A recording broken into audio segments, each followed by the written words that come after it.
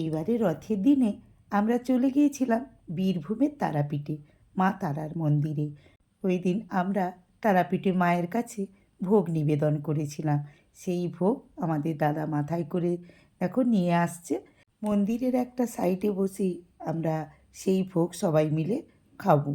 তো বন্ধুরা দেখো ভোগের সাথে কী ছিল, পোলাও এবং পাঁচ ভাজা, তার সাথে ছিল সাদা ভাত আর আলু পটল সয়াবিনের তরকারি, আমড়ার চাটনি, পাঁচমিশালি একটা সবজি, মাছের ঝোল, আর তার সাথে ছিল দই, মিষ্টি আর আম।